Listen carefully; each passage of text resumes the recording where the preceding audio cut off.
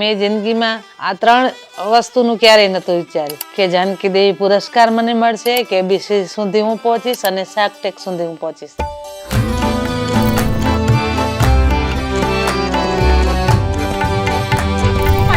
ચાલી રહ્યું હતું ટેન્કમાં જતા પહેલા, તો એ આખી ફિલિંગ સ્ટાર્ટિંગથી તમે અમને કહો. એક હું હતી, એક ગામડાની સ્ત્રી, અને જે સામે વ્યક્તિ હતા એ બધા ગ્રેજ્યુએટ, પણ એમાં પણ એક નમિતા થાપર આપણા ગુજરાતી જ હતા. તો એમની કલા, આપણા કલ્ચર વિશે ખબર હતી. હું આ શરૂઆત જે કરીશ ને, આનાથી મારા જેવા આપણા દેશની અંદર હજારો કારીગરો ભાઈ બહેનો છે, એમને પણ આવો વિચાર આવશે અને એમને દબાયેલી જે કળા છે એ બહાર આવશે.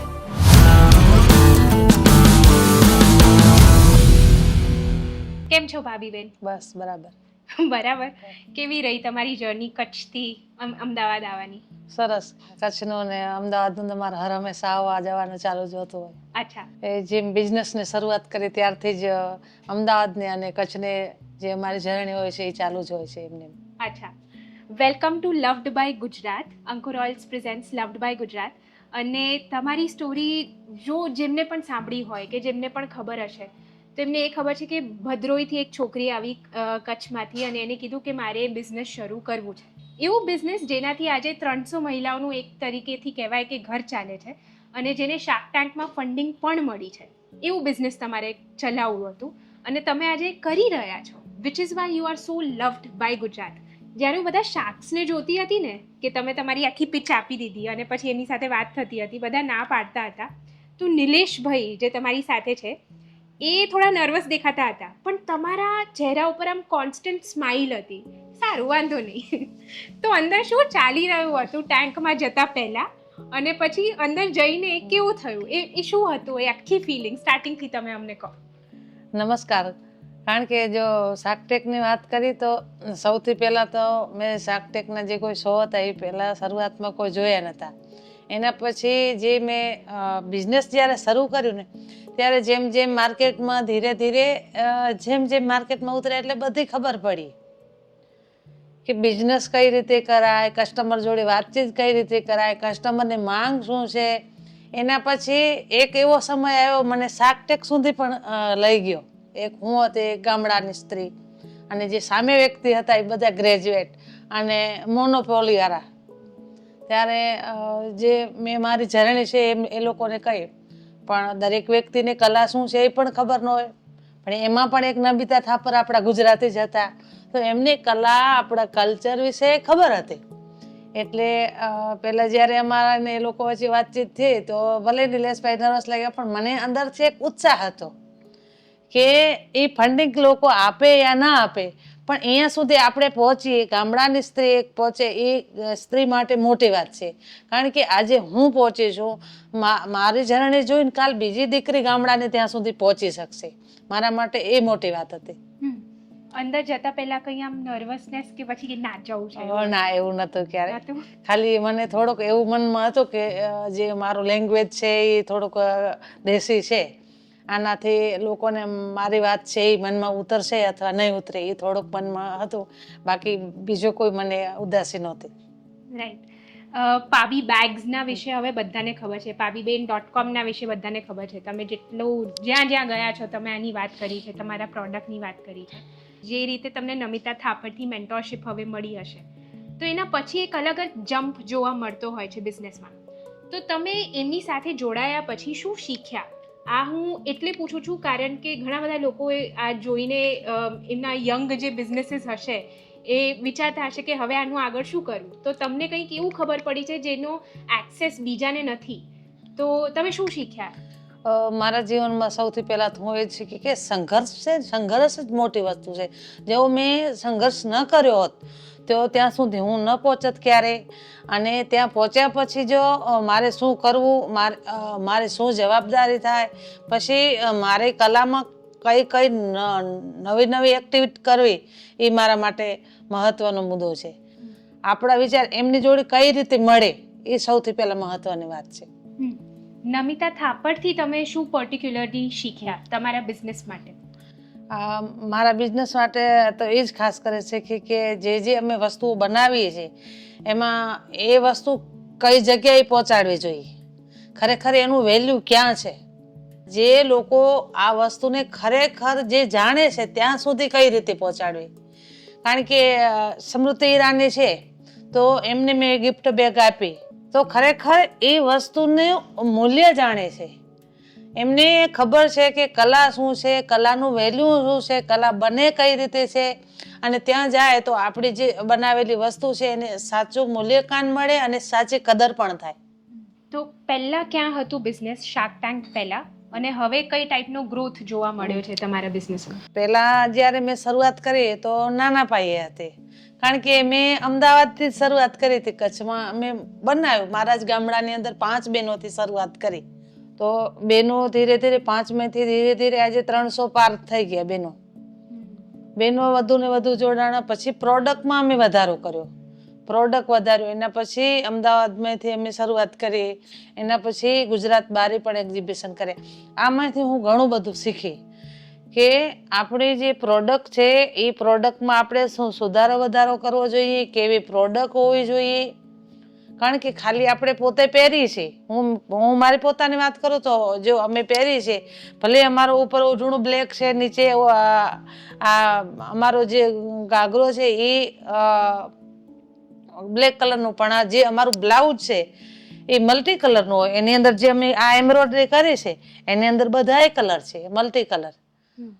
તો કસ્ટમરને ખરેખર શું વસ્તુ ગમે છે, એટલે જેમ જેમ અમે વધારે માર્કેટમાં અંદર ઉતર્યા એટલે આ બધી અમને ખબર પડી. એટલે એ લેવલનું પણ અમે ધીરે ધીરે મલ્ટી કલરમાંથી ડલ કલર કઈ રીતે કરવા છે, પછી ઇંગ્લિશ કલર કઈ રીતે કરવા છે, આ બધી ખબર પડી. મેં ક્યાંક સાંભળ્યું હતું કે ક્યાંક લખ્યું હતું તમારા વિશે કે તમે નાના હતા ત્યારે તમારે ભણવું હતું, એટલે તમારી જે મધર છે એ એકલી કમાતી હતી, અને પછી તમે મોટા થયા ત્યારે તમે ડિસાઈડ કર્યું કે હવે હું પણ કોન્ટ્રીબ્યુટ કરીશ ઘરમાં. તો અત્યારનો ટાઈમ એવો છે જ્યાં લોકોને એવું અંદરથી લાગતું હોય કે મારી પાસે MBA નથી તો હું બિઝનેસ કઈ રીતે કરીશ, મને આ નથી આવડતું તો હું બિઝનેસ કઈ રીતે કરીશ. તો આવી બધી ઇન્સિક્યોરિટીઝ રહેતી હોય, આવી તમને ક્યારે રહી, અને જો રહી તો તમે કઈ રીતે એનાથી બહાર આવ્યા, અને તમે પોતાને શું કહ્યું અહીંયા પહોંચવા માટે? આજે ભણવાની જે તમે વાત કરી કે મારે ભણવું હતું, બિલકુલ સાચી વાત છે, મારે ભણવું હતું. પણ અમારી જે આર્થિક પરિસ્થિતિને કારણે જ હું ન ભણી શકી. કારણ કે 5 વર્ષની ઉંમરે જ મેં પપ્પાની છત્રછાયા ગુમાવી હતી. મારાથી 2 નાની બેન હતી. પપ્પા ગુજરી ગયા એના પછી 2 મહિના પછી ત્રીજા બેનનો જન્મ. જ્યારે ત્રીજા બેનનો જન્મ અમારા ઘરમાં થયો ત્યારે અમારા ઘરનો પૂરેપૂરો માહોલ બદલાઈ ગયો. બધાને એમ થયું ત્રીજી દીકરી આવી. બધાને એમ હતું ભલે 2 દીકરી છે પણ એક ભગવાન દીકરો લીધો હોત ને તો એના બાપનું નામ રહેત. તો સૌથી પહેલા તો એ મને જ્યારે 5 વર્ષની ઉંમરે જે એ ઘેરા ઘાવ લાગ્યા ને એ મને હજી સુધી યાદ છે. કારણ કે બધાને એવું હતું દીકરાની ચાહના. ત્યારથી મેં એક મનમાં સંકલ્પ લીધો હતો કે આજે દીકરા દીકરી વાળો ભેદ છે હું એક દિવસ તો મિટાવીને રહીશ. તો મારામાં લોકોના ઘરોમાં કામ કરવા જાય, કોઈ ઘર સફાઈ કરે, પારકા. અમારા કણે કમાવા માટે એક જ ભરત ગૂંથણ જ સાધન હતું. અમારું સાચું હથિયાર એ જ હતું કે અમે ભરત ભરીએ એ અમારે કમાણી. તો મારા મા એ કરતા, મજૂરી કરવા જતા. પછી અમે ભણતા ત્યારે ગામમાં 4 ધોરણ સુધી ભણવાનું હતું. પછી જો ભણવું હોય તો બાજુમાં ગામડું છે ત્યાં ભણવા જવું પડે. પછી મેં કીધું માં હવે 4 ધોરણ ગામમાં ભણ્યા, હવે મારે ભણવું છે. ત્યારે માએ કીધું કે બેટા હું તમને મોટા કઈ રીતે કરું છું તમને ખબર છે? કે જે તમારા નસીબમાં હતું ને ભણવાનું મળી ગયું, બાકી હવે કામ કરો. ત્યારે મનમાં એવું થયું એ ભગવાન અમને ભણવાનો મોકો ન મળ્યો. અંદરથી એવું દુઃખ લાગ્યું, પણ શું કરે મારા સામે પરિસ્થિતિ પણ એવી હતી કે આ રીતે ભણતર છૂટી ગયું. પછી હું મારા મમ્મીને મને ભરત ગૂંથણ શીખવાડવાનો મોકો નહોતો મળ્યો. કારણ કે ભરત ગૂંથણ તો અમારા લોહીમાં છે, ક્યાંય શીખવા જવું ન પડે. તો ઘરે બેઠા બેઠા સૌથી પહેલા હું મારા પહેરવાના ઘાઘરાની કોર છે, કાંચરીઓ છે, આ રીતે પહેરવાનું શીખી. મારી બહેનોને પહેરવાનું બનાવી દેતી, આ રીતે શીખી લીધું.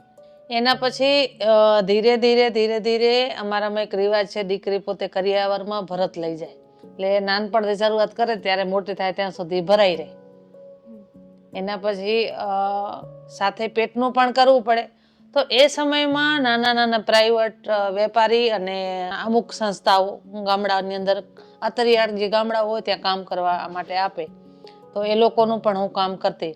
મેં એક મારા જીવનમાં જોયું છે કે જેના ઘરમાં બાપ નથી જેના ઘરમાં ભાઈ નથી. આવા ઘરની દીકરી કાંઈક કરવા માંગતી હોય ને તો આ દીકરી ઉપર લોકો વાત કરવાનું પહેલા ટાર્ગેટ કરે. અને આ મેં મારા જીવનમાં અનુભવ્યું છે. પણ મને અંદરથી ડર નહોતો. લોકો વાત કરતા હતા ને, મને એ ખબર હતી કે મારે 2 બહેનોનો માનો સહારો બનવો છે. ભલે લોકો વાતો કરે, માણસને કંઈક કરવું છે ને તો એને કંઈ એના ક્યાંય ક્રોસ કરવા ન જાવ, પણ એનો અંદરથી એક જાતનો ઉત્સાહ હોય. તો એ મને નાનપણથી એવો ઉત્સાહ હતો. ભલે એક બાપ વગર ભાઈ વગર એક નાના ઘરમાં ભલે હું મોટી થઈ હતી, પણ એક એવો ઉત્સાહ હતો આવું હું પણ કંઈક કરી શકું. ત્યારે મને એવું થતું, બીજા લોકો જ્યારે કામ આપતા ને કે મને એમ થતું આટલા સરસ અમે કામ કરી અને સેમ્પલો આપી છે, ક્યાંક અમારો વાર્તાલાપ બતાવે આ લોકો. તો ક્યાંક એમ કે આ રબારી બહેનોનું કામ છે, આ રબારી ડિઝાઇન છે. આજે તો એ બધી વસ્તુ થાય, પણ વર્ષો પહેલા ન થતી. અને જો હું એવી માગણી કરત, મનમાં એવો વિચાર આવતો તો મને કોઈ કામ ના આપત. ગમે એટલું સરસ કામ કરીએ પણ જાય કોઈ મોટી બ્રાન્ડના નામે, કાંઈ કારીગરનું ક્યાંય નામ ના આવે. એના પછી વર્ષો સુધી સંઘર્ષ કર્યો. કામ કીધું ગમે એ માણસ કામ આપે, વેપારી જે આપે એનું અમે કામ કરી જ જાય. એના પછી લગ્ન થયા તો સાસરે આવી તો મને પહેલાથી કલા છે એ મારા આ લોહીમાં હતી. એટલે કલા સિવાય મારું ક્યાંય મન નહોતું લાગતું. મને એમ જ થતું હું આ જ કામ કરું. તો અહીંયા આવીને ગમે ત્યાંથી કામ લઈ આવું. તમારા હસબન્ડનો બહુ મોટો સપોર્ટ રહ્યો છે, એમના વિશે કહો કે કઈ ટાઈપનો સપોર્ટ રહ્યો અને એનાથી શું થયું? એમનો સપોર્ટ કારણ કે એમણે મારી જે કલા છે ને એ કલાને અને મારો જે અંદરનો હુનર છે એ હુનરને ઓળખ્યો. ભલે હું કલાકાર હતી તો અહીંયા સાસરે આવીને મેં ઘણા વર્ષો સુધી આ રીતે કામ કર્યું. ત્યારે એક વખત મારા પતિએ કીધું કે આટલું સરસ તારામાં ટેલેન્ટ છે ને તો આમ નામ બીજા લોકોનું કામ ક્યાં સુધી કરે રાખીશ. આના કરતાં આપણા ગામની બહેનો સાથે મળીને કાંઈક કામ કરતો, બહેનોને ઘર બેઠા રોજગાર મળી રહે અને તમારી જે કલા છે એ પણ જીવિત રહે. ત્યારે મને એમની વાત તો સાચી લાગી, પણ મનમાં એક ડર હતો. ડર મને હતો, આજે ઘણા લોકોને એ હોય છે. ડર એ હતો કારણ કે એ સમયે મારા કારણે એટલા બધા પૈસા નહોતા. પછી શિક્ષણ નહોતું. શિક્ષણનો ભાવ મને દેખાતો હતો કે મારામાં શિક્ષણ નથી. અને ત્રીજું માર્કેટિંગનું એટલું નોલેજ નહોતું. આ 3 જે મારામાં ખામી હતી મને આમ અંદરથી દેખાતી હતી કે આ ખામી છે. હું ભરત તો ગમે એટલા ભરીને ઢગલા કરી નાખું, પણ પછી આને વેચવા ક્યાં જાઉં. મનમાં વિચાર આવ્યો કે ખરેખર આ જો મને સપોર્ટ કરે છે મારા પતિને એમ છે કે ભલે આ કામ કરે તો મારે કરવું જોઈએ. પછી મનમાં એવો વિચાર આવ્યો કે કોઈક શિક્ષિત વ્યક્તિની હું મારી અંદરની વાત કરું. ત્યારે નિલેશભાઈ જાદ આવ્યા. ત્યારે મેં એમને વાત કરી. જ્યારે મેં શરૂઆત કરી ત્યારે એક જમા નહોતા, પણ મેં કીધું મારે એક મારા જ ગામડાની અંદર નાનો એવો ઉદ્યોગ ચાલુ કરવો છે, તો તમે મને આની અંદર મદદ કરશો? ત્યારે સૌથી પહેલા એમણે એમને કીધું કે તમને કઈ વસ્તુમાં તકલીફ પડે છે બિઝનેસ કરવા? તો મેં કીધું બિઝનેસમાં હું વેચવા જઈશ, પણ માર્કેટ ક્યાં ગોતવાનું? સૌથી પહેલા માર્કેટ તો માણસને આવડવું જોઈએ, અને એટલા બધા મારા કણે પૈસા પણ નથી. ભરત તો હું ઢગલા ભરી લ્યો. ત્યારે એમણે કીધું કે તમને જ્યાં જ્યાં અગવડતા પડશે ત્યાં અમે તમને સપોર્ટ કરશું. ત્યારે મેં 5 બહેનોને વાત કરી કે આપણે આ શરૂ કરશું. તે બહેનો તૈયાર હતા. ઘર બેઠા કામ મળે તો કોઈ બી રાજી હોય. એ કે શરૂ કરો, અમે તમારી સાથે કામ કરશું. ત્યારે સૌથી પહેલા અમે 5 બહેનોથી શરૂઆત કરી અને મારા પતિનો સહયોગ પહેલા મને વાત કરી. પછી એ કરિયાણાની દુકાનમાં નોકરી કરતા. આ હેન્ડીક્રાફ્ટનો વિષય નહોતો, છતાંય તૈયાર થઈ ગયા કે ભલે તમને જ્યાં જ્યાં જરૂર પડશે ત્યાં હું પણ તમને સપોર્ટ કરી. પછી પહેલું એક્ઝિબિશન અમે ગરવી ગુર્જરીમાં કર્યું. પછી જ્યારે ગરવી ગુર્જરીનું એક્ઝિબિશન કર્યું ને ત્યારે મારા જેવા હજારો ભાઈ બહેનો કારીગરો પોતપોતાની વસ્તુઓ લઈને ત્યાં આવ્યા હતા. તો એ એક્ઝિબિશન પૂરું કરીને આવી તો સીધો પહેલો પ્રશ્ન મેં નિલેશભાઈને એ કર્યો કે મને મારી પોતાની બ્રાન્ડ બનાવી દે. તો એમણે કીધું કે બેન બ્રાન્ડ બનાવી દેશું, કાંઈ વાંધો નહીં, પણ બ્રાન્ડનું નામ તમારે પોતાને તૈયાર કરવું પડશે. કાંઈ વાંધો નહીં. બ્રાન્ડનું નામ વિચારવામાં મેં 3 મહિના કાઢ્યા, પણ મનમાં એક જ વાત ફરતી હતી કે મારે નામ એવું રાખવું છે, કોઈ હાઈફાઈ અંગ્રેજી નામ નથી રાખવું, પણ મારે દેશી નામ રાખવું છે. એમાં મારી કળા દેખાવી જોઈએ, આપણે કલ્ચર છે એ વસ્તુ દેખાવું જોઈએ. તો કોઈ મેં કારીગરના નામને બ્રાન્ડ નથી જોઈ. તો મનમાં એવો વિચાર આવ્યો કે કારીગરના નામને પણ એક બ્રાન્ડ હોવી જોઈએ. ડિઝાઇનરના નામની તો હજારો બ્રાન્ડો હોય છે. ત્યારે છેલ્લે 3 મહિના વિચારીને pabiben.com અમારી બ્રાન્ડનું નામ રાખ્યું. ત્યારે સૌથી મને સંતોષ ત્યારે થયો કે હું આ શરૂઆત જે કરીશ ને આનાથી મારા જેવા આપણા દેશની અંદર હજારો કારીગરો ભાઈ બહેનો છે એમને પણ આવો વિચાર આવશે અને એમને દબાયેલી જે કળા છે એ બહાર આવશે. તમે જ્યાં કામ કરો છો અને તમે ફાઉન્ડર છો તો કલ્ચર કેવું છે? એટલે તમે કોની સાથે વાત કરો, કોની સાથે ના કરો, કે પછી કોઈ કામ બરાબર ના કરે તો તમે શું કરો? તો તમારી સ્ટાઇલ કેવી છે? જ્યારે શરૂઆત કોઈ બી બેનથી કામ કરવાની કરું ને તો સૌથી પહેલાં નાનું કામ આપું બેનને. એમાં એવું જ છે બેન, જે કારીગર બહેનો હોય છે ને એમાં એવું જ હોય. આપણે જેમ તમે શિક્ષિત વ્યક્તિ છો તો તમે અક્ષર કરો તો અમુકને રાઇટિંગ સારી હોય, અમુકને રફ હોય, તો પેલું કામ આપીને એના ઉપર જ ખબર પડી જાય કે કેનો હાથ સાફ છે ને કેનું કામ રફ છે. એ તમે ડિસાઈડ કરો કે કોણ સારું છે કોણ નહીં? એ મને ખબર પડી જાય બેન, પેલો જ કામ સિમ્પલ બનાવે એટલે તરત જ ખબર પડી જાય. કામ આપ્યું તો મને ખબર પડે કે આ એમ્બ્રોઇડરીને પીસ આપ્યો છે, આ બેનનો એમ્બ્રોઇડરીમાં એકદમ હાથ સાફ છે, તો એ બેનને હેવી કામ આપું. પછી બીજી બેનનું મેં સેવાનું કામ આપ્યું અથવા એપ્લિકેનું આપ્યું તો એમાં ખબર પડી જાય કે આનો હાથ ઠીક છે એટલો સાફ નથી, તો એને એ રીતનું કામ આપું. પછી મને એવું લાગે કે એપ્લિકેવાળી બેન છે એનો હાથ સાફ છે, એની ડિઝાઇન એકદમ બધાથી નવી છે, તો એને એ મને ખબર જ પડી જાય કે કયો એમ્બ્રોઇડરી વાળી બેનનો કયો હાથ સાફ છે, કઈ એપ્લિકેમાં કેનો હાથ સાફ છે ને કઈ બેનનો સેવામાં હાથ સાફ છે. અને જે તમને જોઈતું હોય એ ના થાય તો બરાબર ના થયું હોય કામ, તો શું કરો તમે? પેલા 1 થી 2 વખત બેનને હું કહું કે આમાં સુધારો કરો. 1 થી 2 વખતમાં એને એમ થાય, કારણ કે આપણે પહેલા બેન તરીકે જ કહેવાનું કે આ વસ્તુમાં તમારો ફરક છે.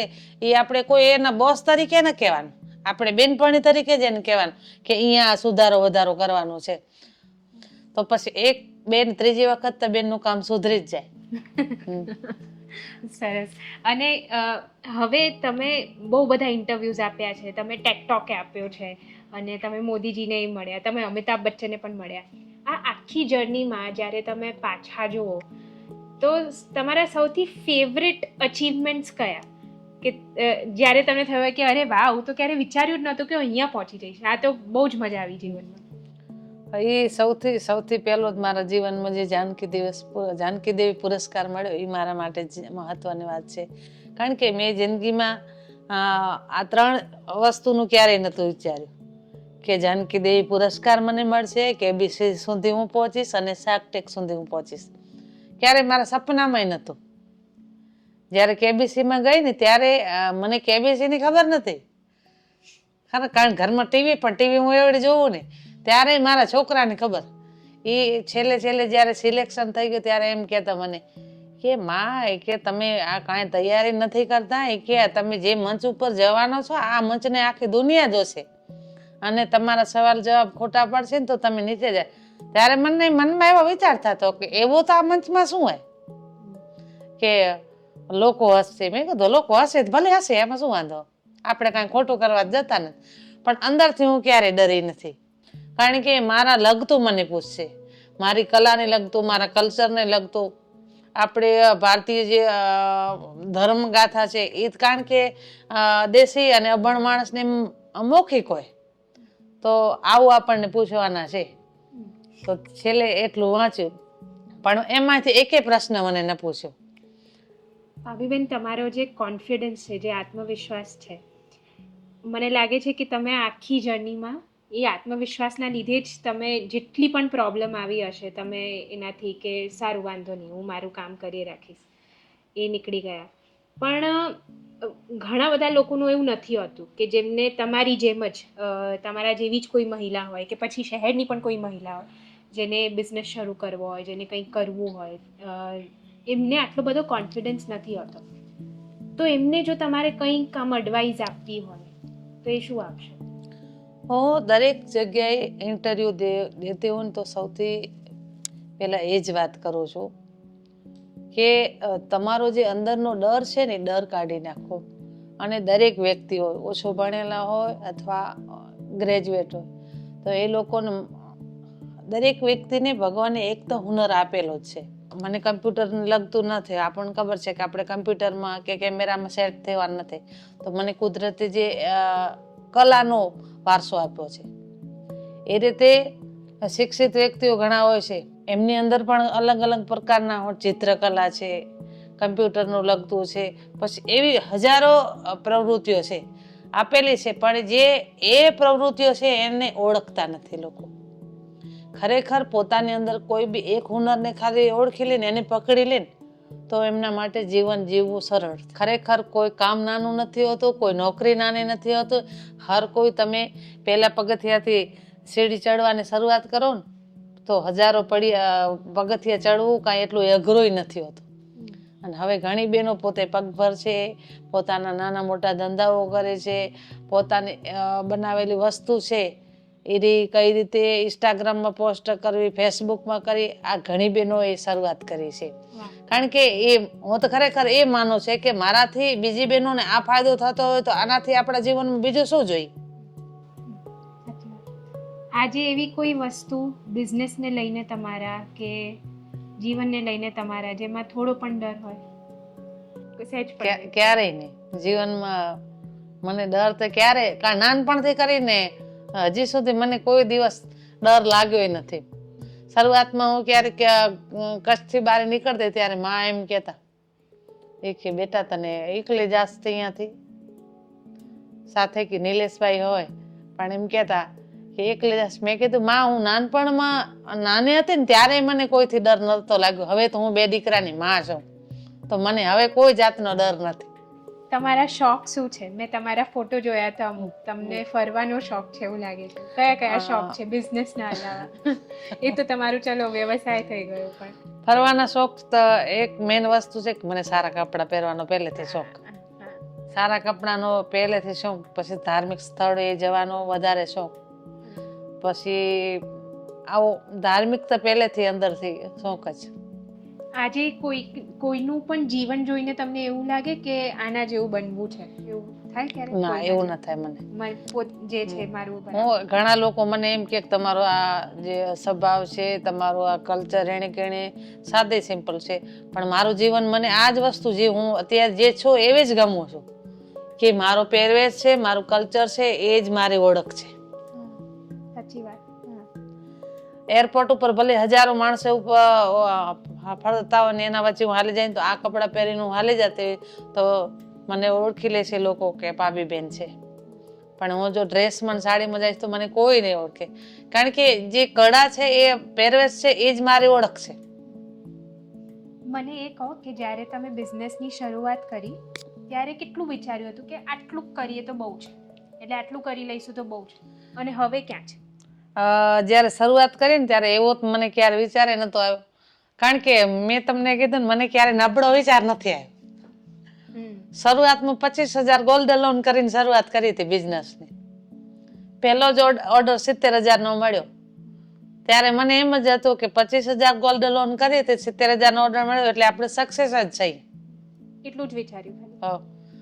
અને મને એ તો પહેલેથી એમ જ હતું કે હું ગમે એ રીતે હું આ મારો રોલ તો આમાં ફેરવી જ લઈશ. અને હંમેશા મેં પાછું વળીને ક્યારેય નથી જોયું, આગળ જ સીડી ચડવાનો જ વિચાર્યું છે. બહુ જ મજા આવી એ જાણીને. તમે એટલું લાઇટલી લો છો કે બહુ સિરિયસ થઈને બહુ આમ ટેન્શન લઈને નહીં જીવવું, એ તમારા અત્યારે એટલે ઇવન ધો તમારી જે લાઈફ છે એ બહુ જ ડિફિકલ્ટ રહી છે, પણ તમે બહુ જ સરસ રીતે એને ટેકલ કર્યું છે. તો આઈ થિંક આ બધા જ શીખી શકે તો એમના માટે એ બહુ જ મોટી વસ્તુ હશે. તો થેન્ક યુ ફોર દેટ. અને જો મારે એક છેલ્લી વસ્તુ જો તમને પૂછવી હોય તો એ ખાલી એ હશે કે જીવન જીવવા માટે જો તમારો કોઈ એવો કંઈક મંત્ર હોય કે બસ આટલું કરો અને બીજું બધું ભૂલી જાઓ, તે તમારે કોઈની સાથે શેર કરવો હોય બધા સાથે, તો એ શું હશે? મારો જીવન જીવવા માટેનો જો મંત્ર છે ને તો દરેક ભાઈ બહેનોને એ જ કહેવું છે કે તમે ભવિષ્યમાં હંમેશા કોઈ દિવસ ટૂંકો ન વિચારો, તમે લાંબુ વિચારો. અને દરેક ભાઈ બહેનો જો તમે તમારું પોતાનું હુનર છે ને હુનરને પહેચાનો. હુનર છે એ જ આપણું જીવન છે. જો હુનરને પહેચાનશો ને તમે ઓળખશો ને તો આપણે જ્યાં છે ને ત્યાં જ રહી જવાના. તો દરેક વ્યક્તિ છે એ પોતાનું હુનર જો ઓળખે ને તો એમના માટે કંઈ જીવન જીવવું એટલું અઘરું નથી. દરેકને એ જ સંદેશ છે કે હંમેશના માટે તમે કારણ કે ખાલી તમે એક વખત મારી છબે જોઈ લો કે આ વ્યક્તિ આ કરી શકે તો આપણે કેમ ન કરી શકીએ, તો પણ તમારા જીવનમાં પરિવર્તન થઈ શકે એમ છે. થેન્ક યુ સો મચ ભાભીબેન અહીંયા આવવા માટે અને આ બધું અમારી સાથે શેર કરવા માટે. મને જ અત્યારે એટલી મજા આવી રહી છે કે વાહ. આભાર. અને I wish you all the very best અને thank you for doing this.